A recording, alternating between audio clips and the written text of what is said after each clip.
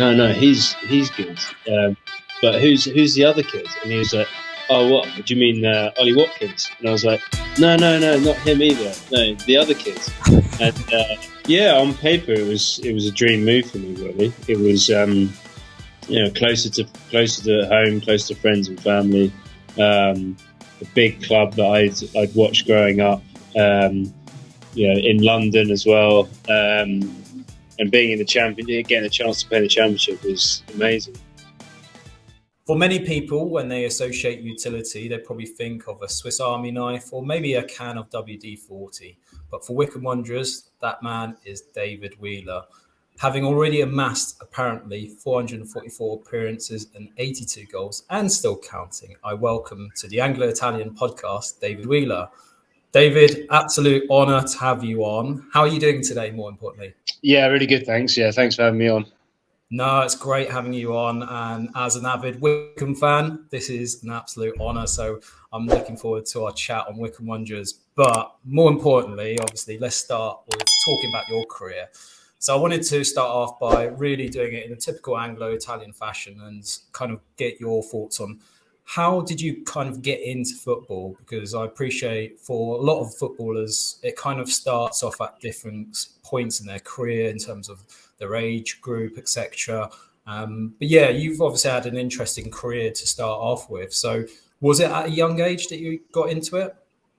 Yeah, I mean, it was so young that I don't really know when exactly it started. I think, there was times when I was a really little kid where, yeah, I would just sort of kick anything like a can on the road or, anything there was to be, to be kicked. I would kick it from, the age of probably like 3 or 4 sort of thing. Can't really explain why. Just that was just the way it went about. And I think when I was probably, I would say about 7, my dad started taking me along to small-sided games, the sort of local village team, and just went from there, really. Yeah, no, definitely. And you obviously started off at the lower level. So you started off at Lewes before you then moved to Staines Town. I mean, do you think that helped you in terms of grounding out your career? Because I appreciate at that level, it's a bit more man's environment, as they kind of refer to it, like tougher kind of style of football. How would you reflect on those times? Yeah, I think I benefited a lot from that. A lot to do with the physical side of the game. I think that's what a lot of maybe under 23, under 18, under 23 players in academy systems lack and find it really difficult to find once they drop into men's football. Whereas I started men's football when I was about 17. Yeah. So I obviously had to learn pretty quickly and really develop the physical side of my game quite quickly to be able to survive in that kind of environment. Definitely.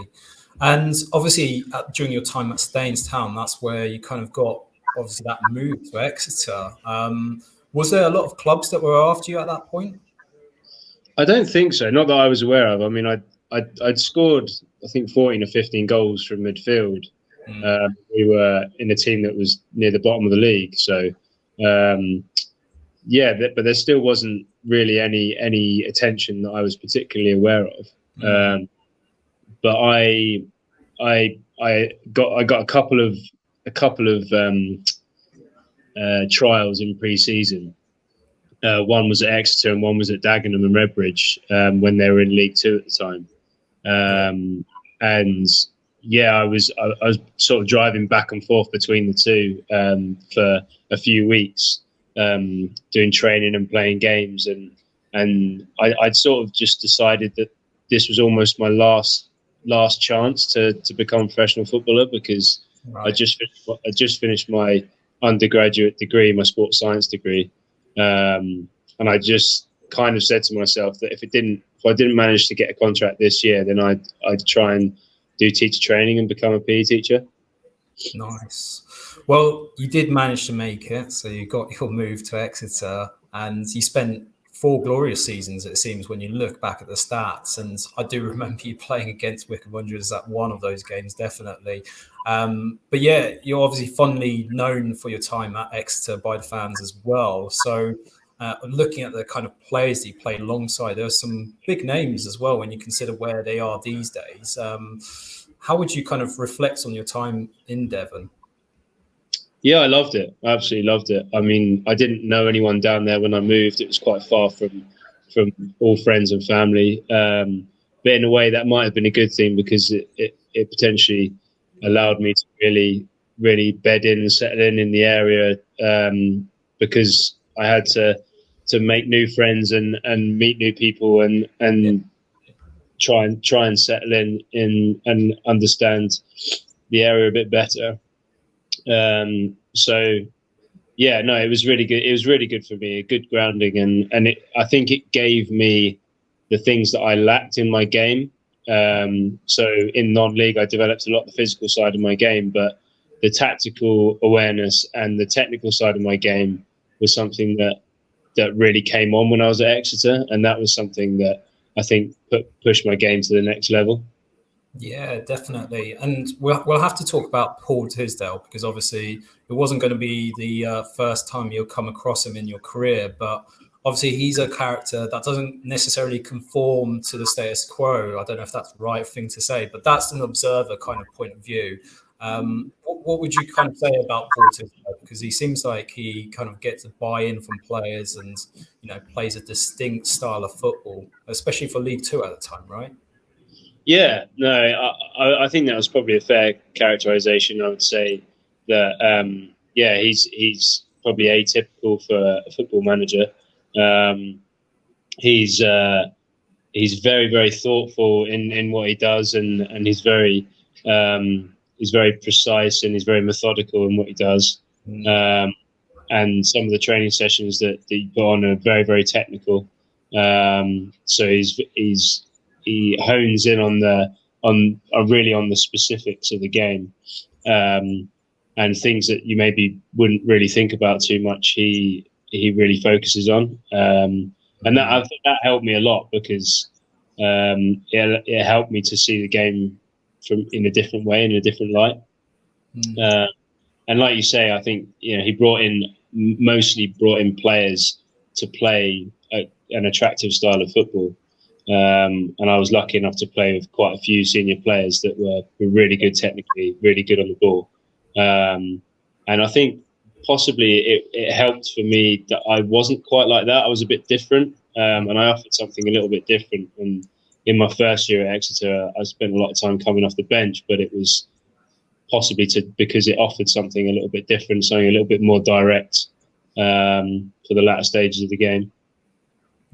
Definitely. And do you think, I suppose, playing with the likes of, say, Clinton Morrison, for example, Craig Woodman, I know a lot of Wycombe fans will resonate with that one, Lee Holmes, just to mention a few of those kind of older style players that then ended their careers at Exeter, do you think that kind of rubbed off on the whole squad, not just yourself?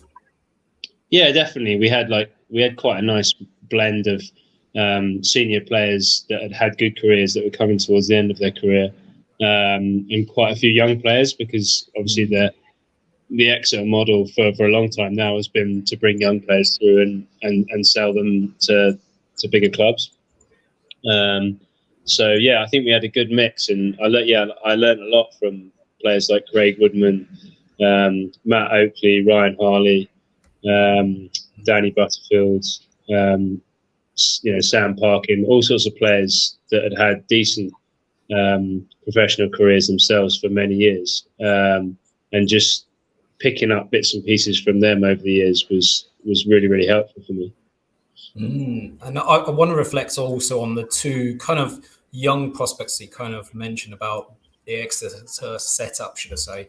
So the likes of Ollie Watkins and Ethan Ampadu, which I appreciate Ampadu wasn't there for too long before he got that move eventually. But I mean, that must have been exciting to see those kind of prospects at the same time, right? Yeah, definitely. And it was good. It was good motivation for me, because I kind of signed at 21. I was nearly 22, and these lads were in the under 18s. And when I first signed, I was training for the first team in the morning and often training with the 18s in the afternoon. So I knew a lot of these lads, and I knew how good some of them were. And even, I mean, at the time, I remember one of the first sessions I did. Afterwards, I was chatting to Steve Perryman, who was another person that was quite instrumental in my development. And I said, "Oh, who's that kid in the under-18s?" And he was, "Oh, do you mean Matt Grimes?" And I was like, "No, he's good. But who's the other kid?" And he was like, "Oh, what? Do you mean Ollie Watkins?" And I was like, No, not him either. No, the other kid." And it was Matt J, who's now captain of Exeter. And honestly, at the time, I was like, "This kid's incredible." He was by far the smallest out there, but his technical ability was scary at the time. So yeah, they had such a good crop of players coming through, and it was good competition for me, and it was really nice because we got to enter into the under 23 Premier League Cup, and so I was sort of the old codger in that team because we allowed like 2 or 3 old overage players, and I was one of them. And we got to play against Southampton, beat Southampton, beat Blackburn, beat Crystal Palace. We had good runs in that competition because we had such a good group. So towards the end of that final season at Exeter, you were top goal scorer. I think it was like 17 goals. But unfortunately, that season you missed out on playoffs. How gutting was that for the club? Because if I remember rightly, at the time, it seemed to kind of see the beginning of like a lot of players kind of moving on. It must have been gut-wrenching at the time, right? Yeah, it was a bit of a fairy tale season, really, because I think by November we were second bottom, looking like we might be in a relegation battle. And then we just went on a hell of a run and seemed to just keep leapfrogging teams like the whole way through the season. Yeah. Managed to get in the playoffs completely against the odds, really. And then, getting to the final, we had a bit of a roller coaster semi-final with Carlisle that year. I think it was, what would it be? I think it's 3-3 in the first leg and 3-2 in the second leg. It was a mad semi-final, and after that, it just felt like it was our year. Unfortunately, we didn't manage to go the last hurdle at the end. And it was really gutting because it would have been really nice to have promoted with that group and had a go at League One with that group, because I think we had a solid team, and if we'd have signed a couple more players and bolstered that team, I think we'd have had a good go at League One. Yeah, definitely. I recall that side being kind of up there as kind of favourites to kind of progress, and seem to remember the one season that Exeter did go up. I think it was at Wycombe's expense at the time. They seemed to hold their own in League One, despite the fact that they were still owned by the trust, etc. So yeah, phenomenal kind of part of your career Exeter was. But this is the period where you kind of then moved on to QPR. So obviously we've got to reflect on Ian Holloway as a character, but more your time there as well, because this kind of seems to be like the crossroads where a lot of things kind of started to happen for you. So yeah, how would you reflect your time at QPR? Because that was a big move, if I remember. Their jump was they were Championship, obviously League Two for Exeter. So how was that for you initially? Yeah, on paper it was a dream move for me. Really, it was closer to home, close to friends and family. A big club that I'd watched growing up. In London as well. And being in the championship, getting a chance to play in the Championship was amazing. Started pretty well. I'd been in my home debut. We beat Sheffield United at home, which was a huge result at the time. And like debut away, I scored my first goal. So it started really well, and then I sort of I had a bit of a tough time. I had a couple of injuries and dropped out of the squad towards Christmas time, and then come back and then found out that I needed an operation in my ankle because my ankle wasn't right. and that put me out for the rest of the season. And unfortunately, in Holloway, lost his job, and the managers changed, and then obviously, if you're not, it's not the manager that brought you in. Sometimes it doesn't go your way. How would you reflect about Holloway? Because obviously everyone knows about how quirky he is. What was it like in the dressing room? Yeah, it was a completely different experience to Paul Tisdale, as you could imagine. It was potentially the opposite end of the spectrum. He was incredibly passionate and incredibly full of life in terms of just wore his heart on his sleeve and only wanted the best for everyone, really. It's just the group didn't really seem to gel that year, and it was quite a frustrating year all round, I think. And for some reason it didn't really click. I think it was in a bit of a transition phase, like with players that had come down from the Premier League and some players that had come up from lower leagues. So the squad was a bit in a transition, I think, and it reflected on the pitch at the time. Yeah, definitely. I was going to say there's a lot of household names for Championship fans, for example. So the likes of Massimo Luongo, for example, at Smithies, Nedum Manoa, obviously coming back from the Premier League days. From a Wycombe perspective, we've got Josh Scowen, for example, Eberiche's day as well. But one of the names as well was Pavel Vršovec, who I remember having a really good season for QPR at the time as well. He didn't last there. I think it was more than 2 seasons before he moved back to Poland. But again, that was a really good squad on paper anyway. So, yeah, was it just a clash of personalities or, I don't know, what was it behind the scenes that kind of made this team not kind of, I suppose, play to its potential?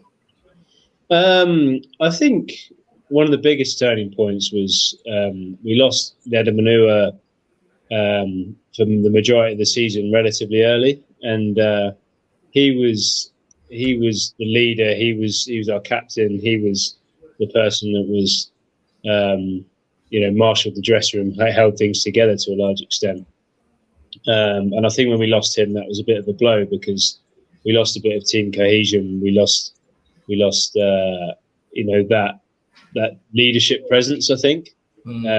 Which I don't think we ever really recovered fully. And I think with a squad like that being quite newly formed and people in very different times in their careers, we needed that leadership, that central presence, and losing that, I think, was a big turning point. Well, we'll move on to the second part of that career at QPR. So you had a series of loan spells, one of them being at Portsmouth, and then the dark side of Buckinghamshire. I will refer to them as that, unfortunately. But it was a good part with your career, to be fair, because it kind of seemed to give you the game time, and you were reunited with Paul Tisdale again. And it was on the promotion run because you finished third that season as well. So made sure that MK Dons did get promoted that part of the season anyway, because I seem to remember they were kind of bouncing in and out of the playoffs that part of that season anyway. How would you reflect on that? Because it seems to be that part that gave you the fitness. Is that kind of fair assessment anyway? Yeah, I mean, it was again another dream move to go to Portsmouth in the first part of the season. I felt that I wasn't going to get much game time at QPR, so I wanted to go and get some game time elsewhere. And going to Portsmouth was I was really, really chuffed, really excited to sign. But just one of those things. Unfortunately, it didn't really work out because the team got off to a flying start right from the beginning, and no one got injured or suspended, and the team didn't really change. So I was limited mainly to substitute appearances. And the 2 guys in my position, Ronan Curtis and Jamal Lowe, were on fire that season. And the team, I think, might have been top of the league at the time that I left. So that squad was really strong that year, and they didn't manage to get over the line, but they probably should have done with the squad and the form that they were in. Yeah, I sort of felt again, because I hadn't started as many games as I'd liked. I felt the need to go elsewhere again to get regular game time, and I had the opportunity to go to either Lincoln or MK Dons, and I think it was probably twofold the reason why I decided to go to MK Dons. It was partly to rejoin with my old manager Paul Tisdale, who knew my game. I knew how he operated. I knew that was going to be a good fit, and also, I was due to get married that summer, and I didn't particularly want to be away from my wife for 2 or 3 months before that. Yeah. So yeah, that was and like fortunately, I mean, I've also rejoined with a couple of lads that played with at Exeter, Ryan Harley, and Robbie Simpson, Jordan Moore Taylor, and the backroom staff with lads that I played with as well, Danny Butterfield and Matt Oakley. So it was it seemed like a good fit for me, and it turned out that way because we ended up getting promoted, which was the goal really. Yeah, definitely. So let's talk about the promised land that was Wycombe Wanderers.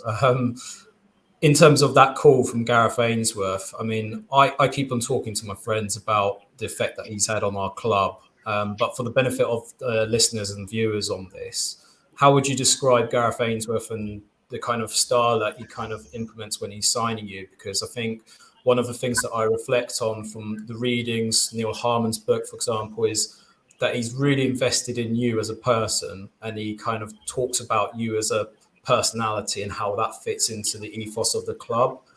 I don't know how that is for other players when they're joining other clubs, but I know from like listening to interviews of the likes of Joe Jacobson, he kind of says there's some managers that when they try and sign you, they don't seem as invested or interested. But I don't know, is that a true reflection?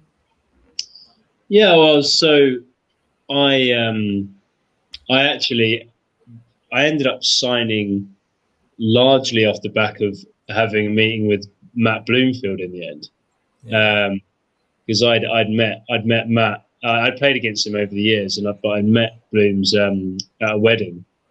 Yeah. Actually, it was a wedding of another former Wycombe player, Joe Burnell, and yeah, off the back of that, we went for a coffee in Marlow and had a chat about things, because I was potentially going to be, I wasn't out of contract, but I was potentially going to be moving on.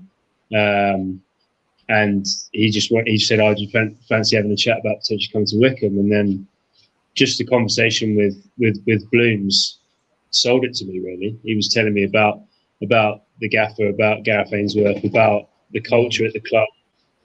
And despite the situation, I obviously knew the situation at the time was a little bit precarious with not having any players. It was, I think it was Blooms's character, but also, what he told me about Gareth Ainsworth and what he told me about the culture that really sold it to me. So that was the main thing. And then, like you say, as soon as I walked through the door, really, it was Dobbo and the gaffer that really made me feel welcome, feel at home, and yeah, allowed me to be exactly who I am, and that's the same for all the lads that walk through the door at Wycombe, really. Yeah, definitely. And that season in particular just felt like, despite the fact that you are kind of coupled together, almost like a bunch of misfits, you kind of got this team morale together, buoyed by the supporters. And it did feel like really something special in terms of what you guys were doing on the pitch. Like, how was the atmosphere to begin with versus towards the end of the season? Because I suspect that kind of momentum's just carried on. That's what it seemed to me anyway. Yeah, I mean, because of, like you say, it being a bunch of misfits, and we didn't have anyone in the squad that had played higher than League One. I don't think there was only two or three of us potentially, and even then it had been sort of limited appearances. So it was a season where we went in knowing that the off-field situation was a bit uncertain, but also that our squad was really, really small. So we knew there wasn't going to be any people coming in, any new signings really coming in, and so we formed quite a strong bond, and I think it helped that our expectations on the field from elsewhere were just to avoid relegation. I think it was like everyone was expecting us to be getting relegated or very nearly getting relegated. And I think that played into our hands because we were looking around and seeing some of the players that we had and thinking, I think we can do better than that. I really do. And that was the conversation I had with Blooms. And we were just saying, like, we'll see how we get on, but I think we can have a go. But obviously didn't expect to be so like 10 points clear by November or something at the top. So yeah, it was just one of those years that the group of players on and off the pitch just really clicked and really gelled. And it was sort of us against the world, really. That's what it felt like. Yeah, and on that point, it did feel like that towards the end of that season, in particular because of COVID and the decisions that were made. So PPG obviously working in our favour in that respect. So I'm not going to talk or dwell too much on that. But obviously the preparation for that final when we did get promoted, I mean, it does feel like from the outset that we seem to be not only like physically like prepared, but mentally prepared for it, like over the other teams. Was that a feeling as soon as you kind of got into the flow of playing the games against Fleetwood and then eventually, obviously, Oxford? Yeah, I think a lot of it again was that we were getting rid.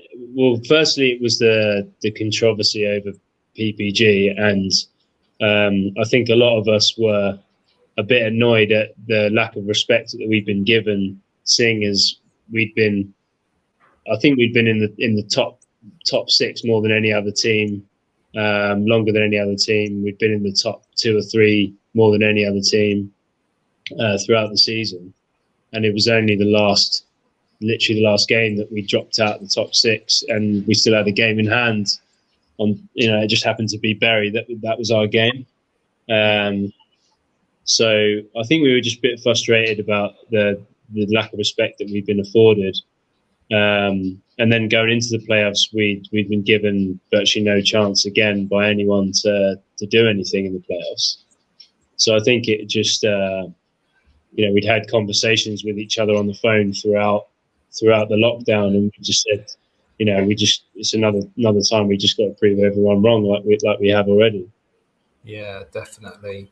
And it was great to see that achievement take place as well, because I think going into that final, there was still a sense of disrespect. They didn't feel like we were the team to deservedly be there, but also I think we were kind of favoured to be, well done, you've done it, but yeah, we expect Oxford to win this final.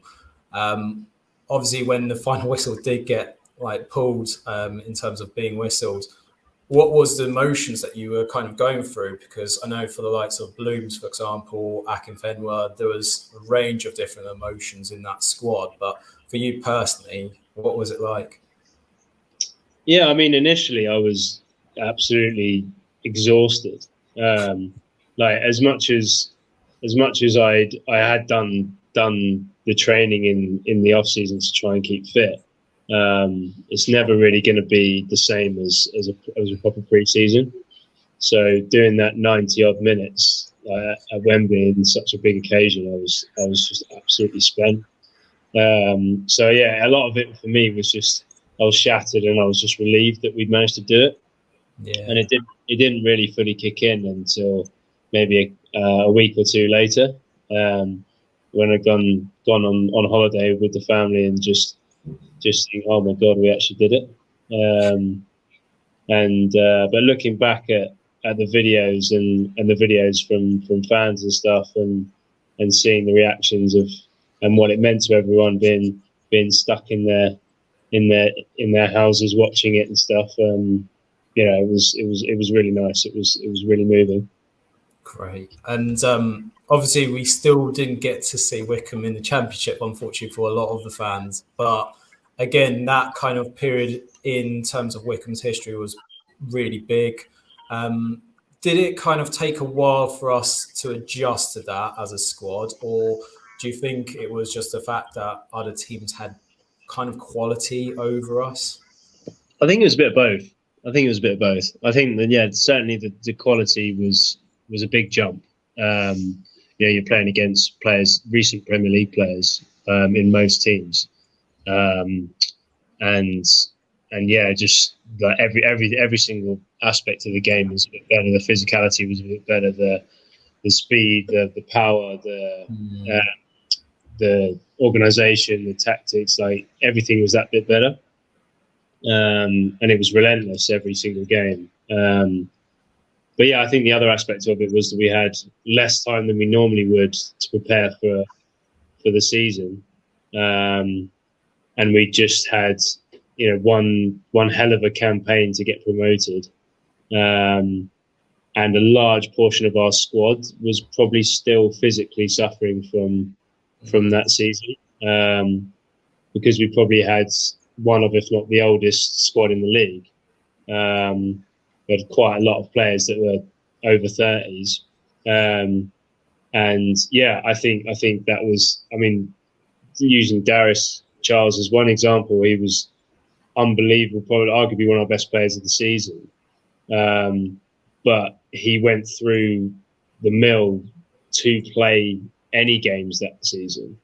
And so players like that, players like Bayo, were probably still suffering physically from that season.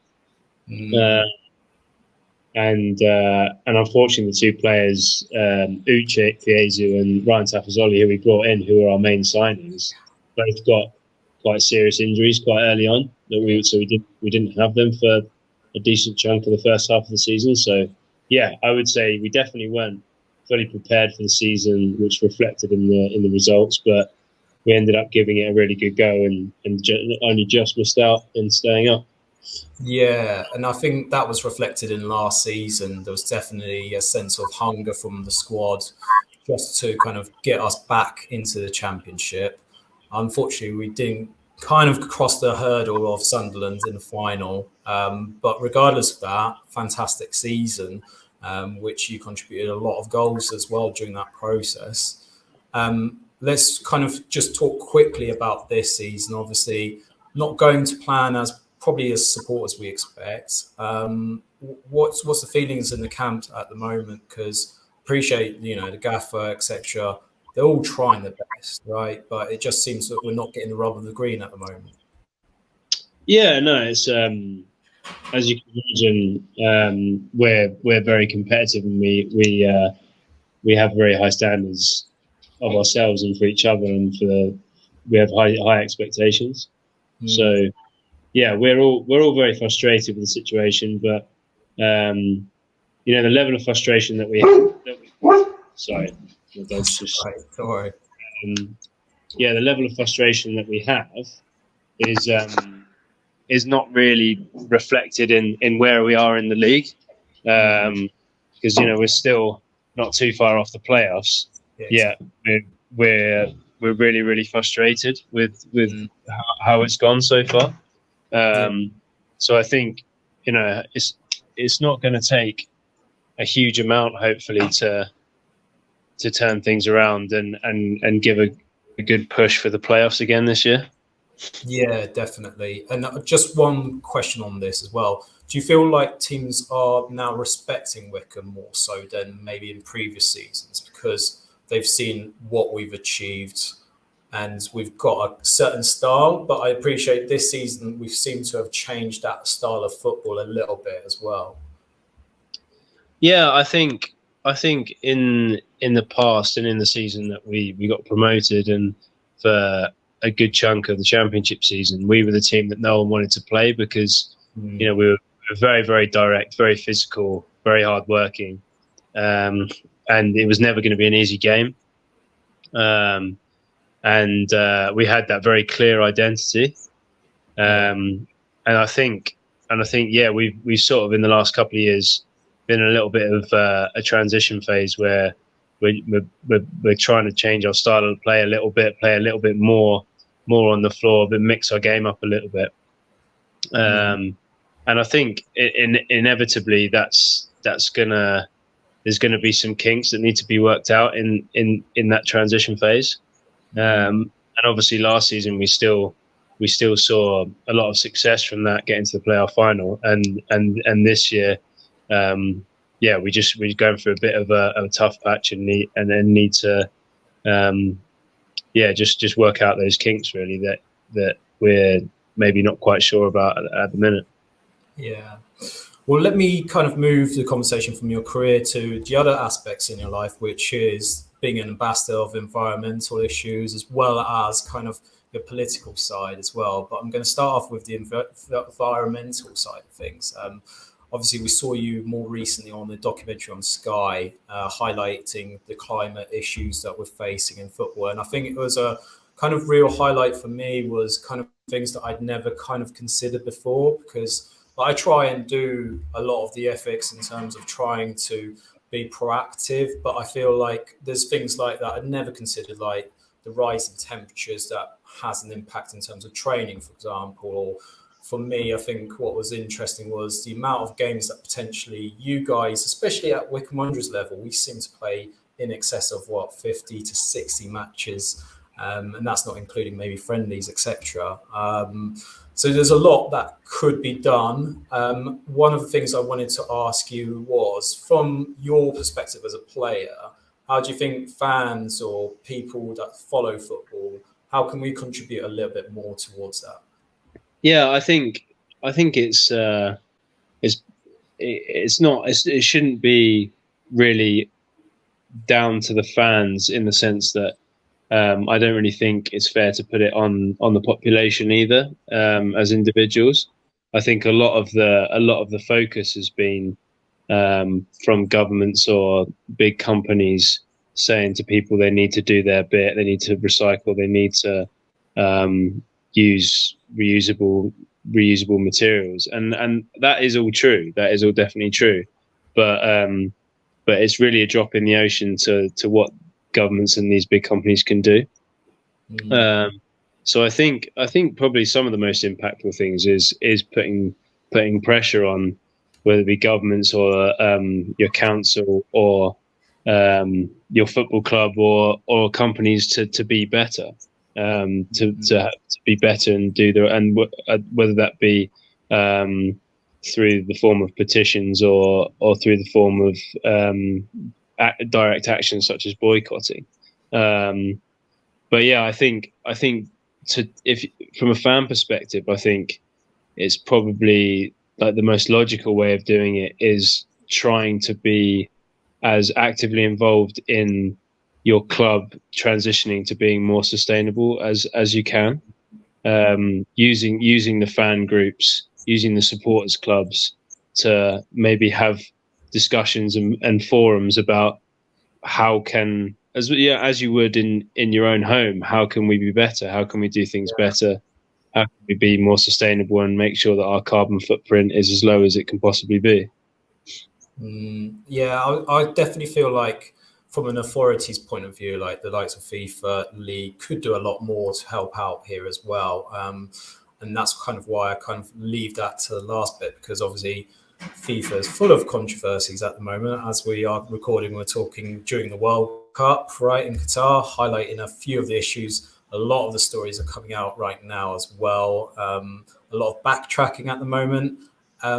What's your thoughts so far from what you've seen? Because it seems like the amount of backtracking that we're seeing is incredible, but it almost feels like it's no longer being dictated by FIFA, it's Qatar. And that's what it feels like to me. How does it feel for yourself? Yeah, I think it's just quite obvious that the World Cup, for various reasons, should never have been in Qatar in the first place.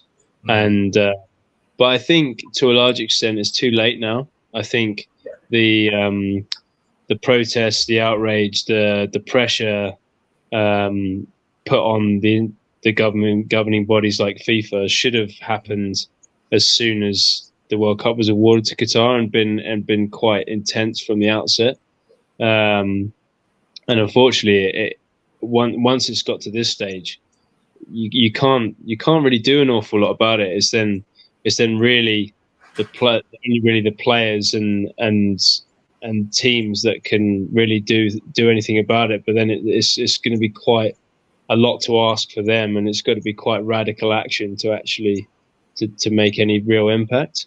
And I think it's possibly a bit unfair to ask that of players.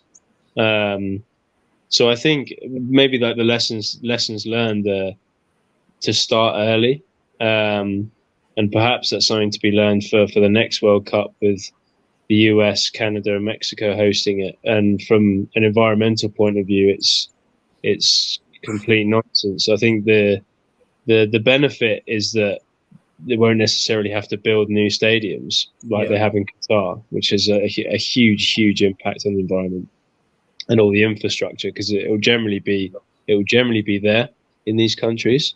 So that's a huge bonus. But the fact that you're having it across such a huge expanse of land, over a whole continent and more, I think is in the current situation with the climate emergency is a ridiculous decision to make. So that's something that needs to be spoken about, needs to be addressed now rather than in 4 years' time.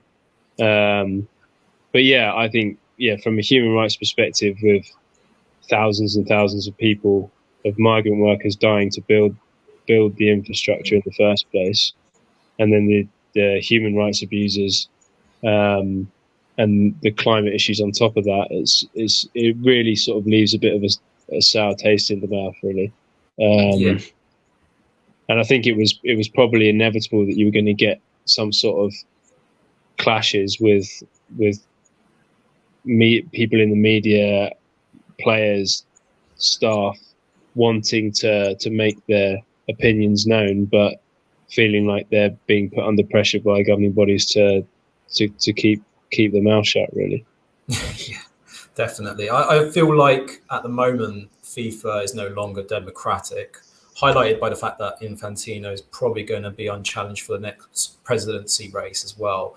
And that's where my worries are when we tie it in with environmentalism as well, is that we've got someone like him that appears to be driven by money as opposed to doing what's right for the game. And that's my fear factor, is that we talk about World Cup, but also from that environmental aspect, I just can't see what he will propose and kind of drive, really, I suppose. And it almost feels like World Cups need to be vetted for these places. But at the moment, it just doesn't feel like it to me anyway. So yeah, I mean, what I'll do is I'm going to go through a quick round of questions to kind of tie this interview up. So we'll just start off with the obvious to begin with. So in your career, who have been the best team that you played against? Best team I played against? Man City. Man City, hands down. Fantastic. And what was the best team you played with? Don't have to say Wycombe, by the way. Yeah. No, I think I will say Wycombe, purely because the season we got promoted, if you're talking about the pure form of what a team means, like we were very, very tight knit and had a very clear idea of who we were, how we were playing, and how we were going to approach each game. And we had each other's back the whole way through. So if you're looking at it in terms of like what makes a good team, I think that team ticked most boxes. I mean, I had I think talent-wise, potentially obviously playing at QPR, a lot of talented players, and times at Exeter, a lot of talented players. But in terms of team, I'd say that season with Wycombe. Fantastic. Best player you played against then?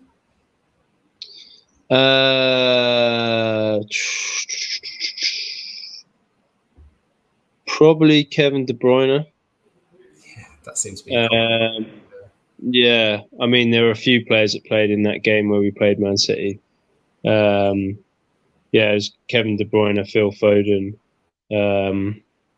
Sterling actually was, obviously he's a great player, but yeah, I really appreciated how good he was when I played against him. Yeah, so I'd say probably Kevin De Bruyne. Okay, and best player you played with? Yeah, it's a difficult one. I think the player. I think I'd probably have to say Eze, because he was just one of those players where you just had to admire and enjoy how he played the game. He was such a smooth player, such a silky player, and has just oozed talent. And although I played with some incredibly good technical players, like people like Matt Grimes, for example, and then players that were incredibly effective, like Ollie Watkins. I just think, Ebbs was just one of those players you just had to enjoy, like watching, playing with. He was just very, very talented. Cool. Funniest teammate? Funniest teammate? Of my whole career. In your career? Wow. It's tricky. Is there a few? Yeah, there's been a few over the years. Yeah, very difficult. Well, the first person that comes into my mind is one of my good mates, Ryan Harley, just because he's just like, I mean, very weird bloke, but also was really good in the dressing room, made everyone laugh and stuff, and on and off the pitch really, and was just good company. So he's probably the first person that comes to mind. But yeah, there's been loads over the years. Yeah. Okay. We'll do second to last question. Best game you played in? Best game I've played in? Yeah. Oof.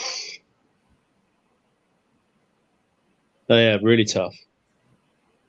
I'm just going to shout out, I think the Fleetwood performance was amazing, personally. The first leg. Yeah, the 4-1 game, yeah. No, that was awesome. That was awesome. It's definitely up there. I'd say the playoff I mentioned earlier with Carlisle. Yeah. The second game was nuts. Scoring in the Jack Stacey scored in the 95th minute or something to win it. Oh wow! Yeah, it was a bit of a roller coaster. With a pitch invasion after was pretty good. So yeah, probably one of those two, I would say. Cool. And last question: what is next for David Wheeler after football? Yeah, I'm asking myself that question really. FIFA protected by any chance? I would take it. I think I'm very interested in football politics for sure, but I'm currently really interested in psychology and sports psychology. I've just finished my master's in sports psychology, so I'm going down that route mainly at the minute. Still interested in coaching as well, managing potentially in the future. So yeah, 2 or 3 things, and interested in sustainability as well. So yeah, lots of potential things, and I think I'll just see what comes up when I finish. Yeah, because didn't you do a piece recently about the psychology piece with Premier League players or just general footballers that they're not able to voice their concerns at the moment as well? Yeah, I did my dissertation, which got some coverage with the BBC about, and it was looking at why there aren't more sports psychologists in men's professional football, and one of the big things that came through that was the hypermasculinity and the stigma that's still alive in football. So yeah, no, it's definitely something that's a big interest of mine. Yeah, well, fantastic. Thank you very much, Dave, for just appearing on the pod and giving us your thoughts. Yeah, on paper it was a dream move for me. Really, it was closer to home, close to friends and family. a big club that I'd watched growing up. In London as well. And being in the championship, getting a chance to play the championship was amazing. But before we let you go, where can viewers and listeners kind of find you? Yeah, mainly Twitter. I don't have Instagram, or I never really use Facebook. I have LinkedIn, but I generally only use that for sports psych stuff or sustainability stuff. So yeah, I would say Twitter's probably the best place to find me. Yeah. Fantastic. Well, thank you very much. Nice one. Cheers, mate.